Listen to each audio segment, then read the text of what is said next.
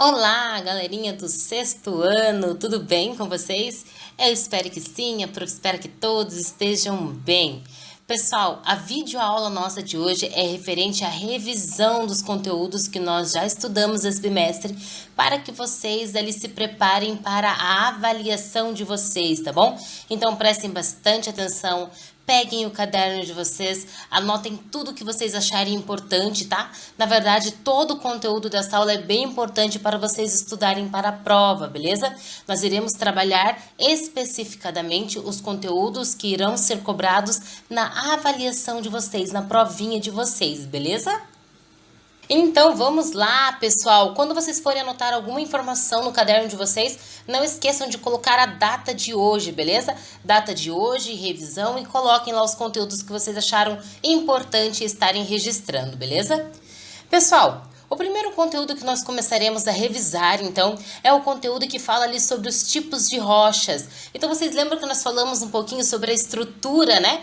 Da nossa crosta terrestre, da nossa terra, tá bom? E falamos também um pouquinho ali sobre os tipos de rochas que estão encontradas nessa estrutura. Então, nós falamos sobre as rochas magmáticas, falamos sobre as rochas ali metamórficas e sobre as rochas sedimentares, tá bom?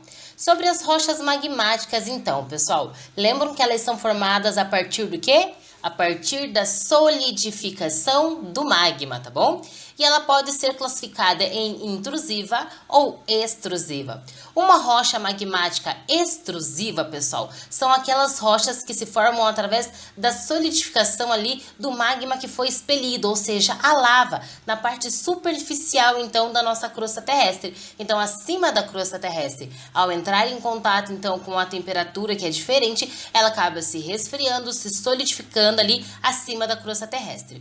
Já as rochas magmáticas intrusivas são as rochas que são formadas através da solidificação do magma na estrutura interna dentro da nossa crosta terrestre, tá bom, pessoal? Então, só não esqueçam.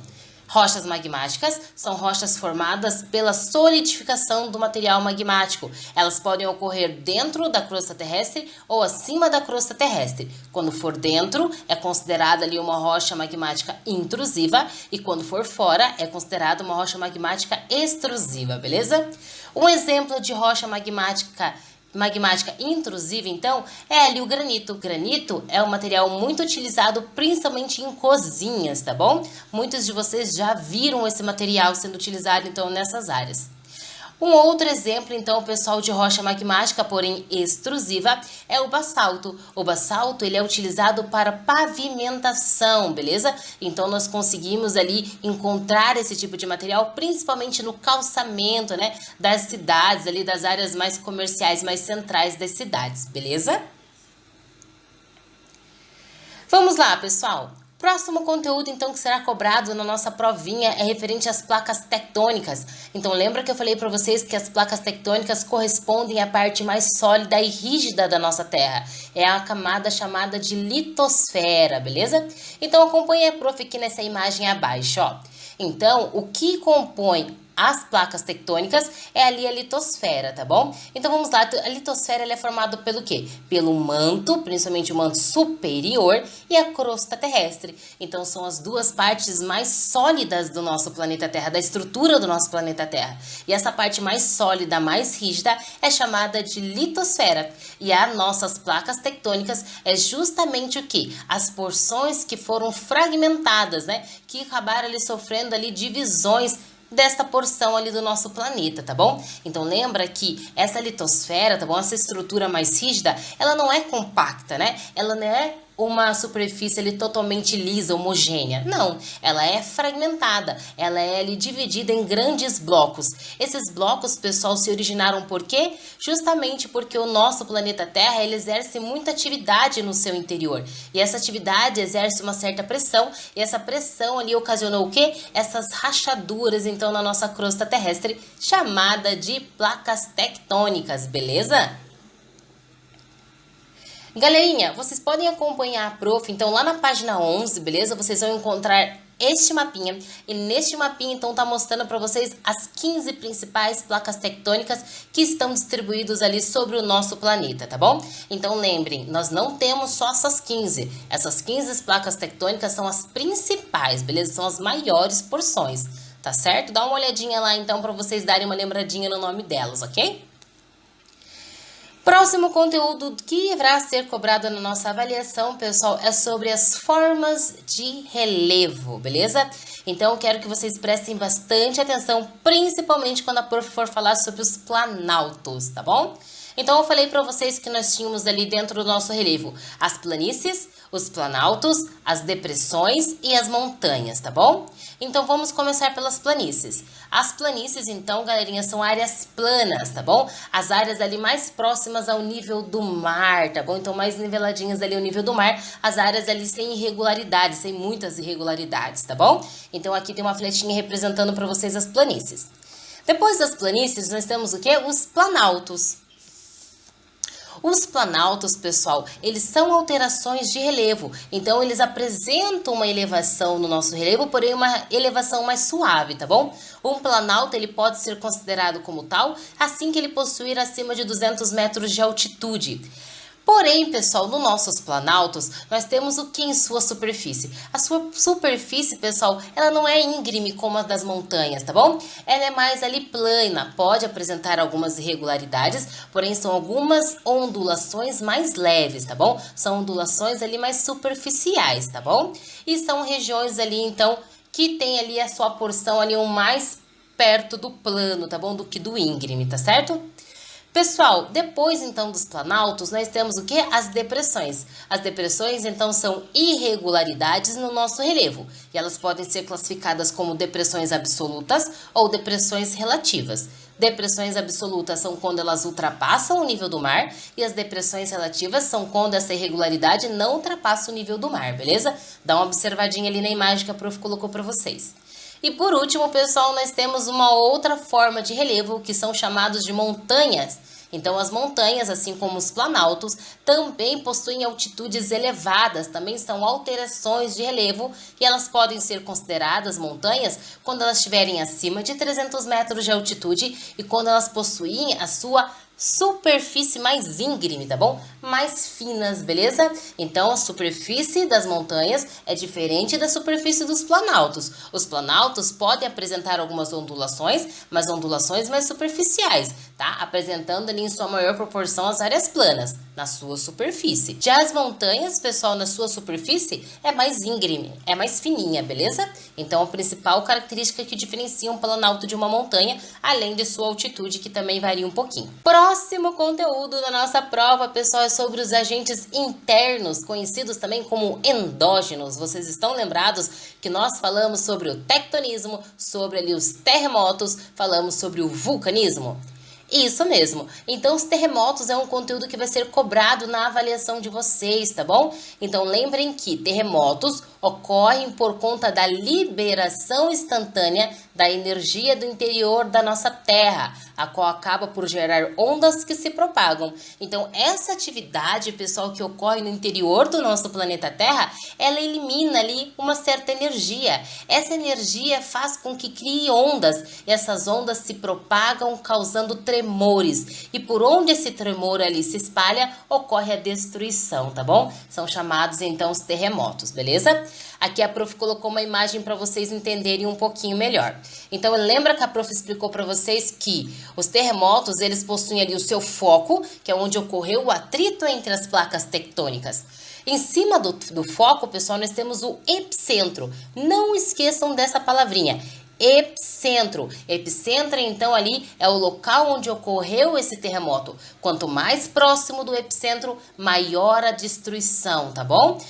Pessoal, lembrem também que a prof explicou para vocês sobre alguns termos ali que se diferenciam um pouquinho dentro daqueles terremotos, tá bom? Então, nós temos os tsunamis, os maremotos e os terremotos. Qual é a diferença entre eles? Então, lembra que os terremotos são ali os tremores na Terra, tá bom? Então, são ali o tremor na parte continental, dentro do continente, na parte mais terra, tá bom? E já os maremotos é um terremoto, é um tremor, porém que acontece no mar, beleza? Então, maremoto, tremor no mar. E esse tremor no mar dá origem aos tsunamis. Tsunamis são ondas gigantes que acabam invadindo o continente, causando também ali grande destruição, tá bom? Então são as ondas gigantes. Vamos lá, pessoal.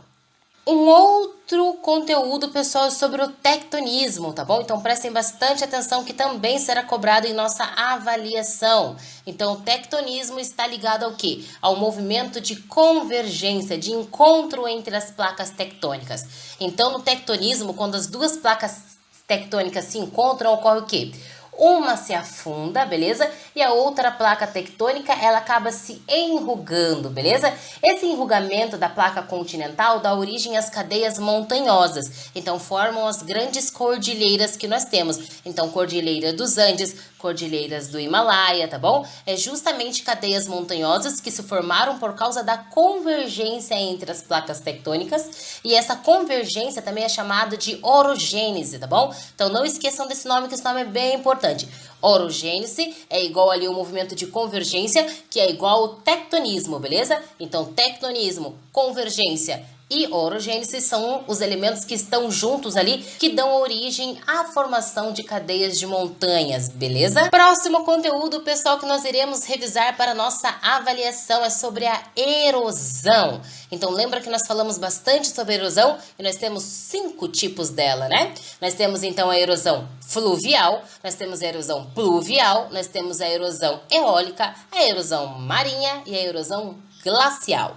A prof vai citar as principais características de cada um desses tipos de erosão, beleza? Vai ser bem breve, tá bom? Que é só pra gente relembrar. Se alguém quiser se aprofundar um pouquinho mais nesse conteúdo, que é muito legal, corre no vídeo que a prof postou pra vocês lá no YouTube, beleza? Sobre a erosão, assiste ele ali para que vocês então lembrem um pouquinho melhor do conteúdo. A prof só está revisando os conteúdos da prova, beleza? Então vamos lá, vamos começar pela erosão pluvial. Então, a erosão pluvial, pessoal, ela é ocasionada pela água das chuvas. Então, vai ser mais comum nas regiões mais úmidas, nas regiões que chove bastante, tá bom? E essa erosão, ela causa o quê, pessoal? Ela causa principalmente desgaste no nosso solo. Então, todo esse volume intenso de chuvas acabam encharcando o nosso solo. Esse solo, ele acaba ali cedendo, tá bom? Ele acaba sendo ali vulnerável, beleza? Aqui a prof colocou para vocês 2 imagens, então representando ali alguns problemas que o nosso solo pode apresentar nessas regiões mais úmidas que sofrem bastante com incidências de chuva. Então nós temos as ravinas e as vossorocas, tá bom? Ravinas e vossorocas, então, são alguns probleminhas ocasionados ali no nosso solo, principalmente devido à erosão pluvial, grandes volumes de chuvas, beleza? Próxima erosão, pessoal, é a erosão fluvial. Então, não confundam pluvial com fluvial, tá bom? Pluvial, chuva. Fluvial é a erosão causada ali pelo desgastes dos cursos dos rios, tá bom? Então, vamos lá. O prof colocou uma outra imagem para ficar melhor de vocês observarem. Esse desgaste, ele ocorre ali por todo o caminho que esse rio percorre, tá bom? O caminho percorrido por esse rio vai sendo desgastado, então esse rio, ele desgasta a superfície, causando uma erosão. A erosão é justamente um desgaste na superfície, tá bom? E essa água do rio traz junto com elas alguns sedimentos, e esses sedimentos ali também atuam ajudando a desgastar essa superfície. Próxima erosão, pessoal, erosão eólica. E a erosão eólica é causada pelo quê? Pela ação dos ventos, beleza? Não esqueçam. Então, como que acontece a erosão eólica? Ocorre ali o transporte desses sedimentos através ali desses ventos. Esses ventos com esses sedimentos se chocam com a superfície, né? Acabam se atritando com a superfície, ocasionando o desgaste dela, tá bom? Então, aqui a prof colocou uma sequência de imagens para vocês, então, desses sedimentos sendo transportados pelo vento. Conforme eles são transportados em uma certa velocidade, eles acabam se chocando com a superfície, causando desgaste dessa superfície, desgastando então essa estrutura, beleza? Erosão marinha, então. A erosão marinha, ela é causada pelo quê? Pela água do mar, tá bom? Então, a água do mar, conforme ela se choca ali com a superfície, vai ocasionando o quê? O desgaste dela, beleza? Então, erosão marinha ocasionada ali é o desgaste da superfície devido à água do mar, a ação da água do mar. Aqui a prof colocou mais uma vez uma sequência de imagem para vocês, representando como a água do mar desgasta a superfície. Então, ó, aqui vocês conseguem ver ali gradativamente o desgaste causado por esse tipo de erosão. E por último, pessoal, das nossas erosões, nós vamos falar sobre a glacial.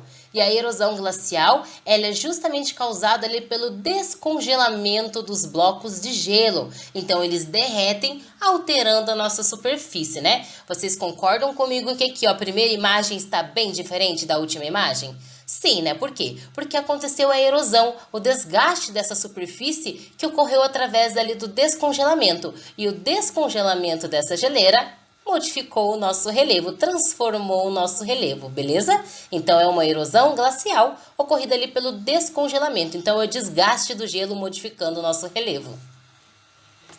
Pessoal, um outro conteúdo, tá bom, que irá ser cobrado na avaliação de vocês é sobre alguns problemas socioambientais, então. Geralmente esses problemas são mais ali encontrados nas áreas urbanas, tá bom? Então as áreas urbanas são as regiões ali onde tem a maior concentração de população, beleza? Então nós vamos falar um pouquinho sobre os deslizamentos de terra. Vocês já ouviram falar em deslizamentos de terra? Eu tenho certeza que sim, né? É bem comum a gente ver esse tipo de notícia ali em jornais, tá bom? Noticiários que passam na TV. Então deslizamentos de terra, pessoal, é quando um determinado terreno, ele cede, ele acaba ali se rompendo, tá bom? E por que que rompe? Por que que aquela porção ali, ela cede, ela desliza aquela terra? Justamente porque ela foi ocupada de forma irregular, então ali algumas pessoas construíram moradias de forma irregular nessas regiões, tá bom? Fazendo com que sobrecarregasse aquele solo, e esse solo sobrecarregado, ele acaba cedendo, porque ele não é preparado para receber aquelas moradias naquela área, beleza? Então geralmente, né, a gente consegue observar bem esses deslizamentos de terra ali. No Rio de Janeiro nós temos bastante, onde tem muitas moradias construídas em morros, né? Esses morros não são habitações próprias para as pessoas habitarem, beleza? Então elas habitam de forma irregular, porém elas ficam vulneráveis a esses deslizamentos de terra, beleza? E pode ser um problema ambiental, por quê, pessoal? Porque para essas pessoas ali construírem essas moradias irregulares, principalmente nesses morros, eles têm que o quê? Desmatar, retirar a cobertura vegetal, né? Então fazer ali o desmatamento. E esse desmatamento também deixa o nosso solo vulnerável, então dando ali também maiores chances à ocorrência de deslizamentos de terra, beleza? Então só não esqueçam que os deslizamentos de terra são ocasionados principalmente pelas moradias irregulares e pelo desmatamento dessas áreas. O solo fica vulnerável, fazendo com que ele ceda, beleza? E por último, então, pessoal, nós iremos falar um pouquinho sobre os recursos minerais, tá bom? Então vamos lá. Os recursos minerais são aqueles minérios que nós extraímos do seu meio natural, ou seja, do nosso solo, né? Esses recursos minerais, pessoal, tem uns que movimentam muito a economia do nosso mundo, beleza? Como é o caso do petróleo. Eu tenho certeza que todos vocês já ouviram falar no petróleo, tá bom? Então, o petróleo é um recurso mineral e é também um combustível fóssil, ou seja, gera muita poluição, beleza? Porém, serve ali de matéria-prima para diversos produtos que nós temos no nosso mundo, beleza? O petróleo, pessoal, é um recurso não renovável, ou seja, se nós esgotarmos ele vai demorar muito tempo para se repor no seu meio natural. Então, não é um recurso que nós podemos ali explorar que nós sempre vamos ter. Quando ele acabar, nós não teremos que esperar alguns milhões de anos para que ele se reponha no seu meio natural, beleza?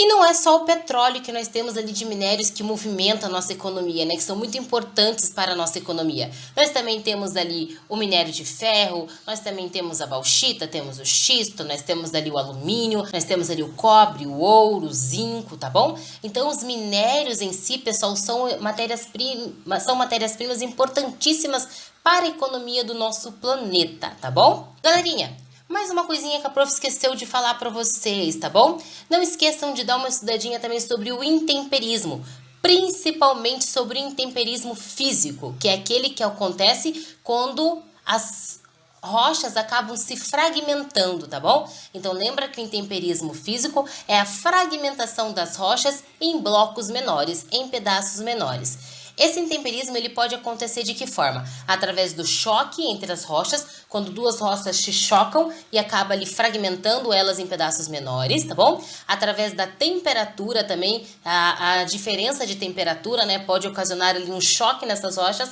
fazendo com que ela também se parte, né, se divida em pedaços menores, e através ali do transporte desse material pelos rios de planalto, tá bom? Então só não esqueçam, tá bom? Que é bem importante isso, que o intemperismo físico é a fragmentação das rochas em blocos em pedaços menores, beleza?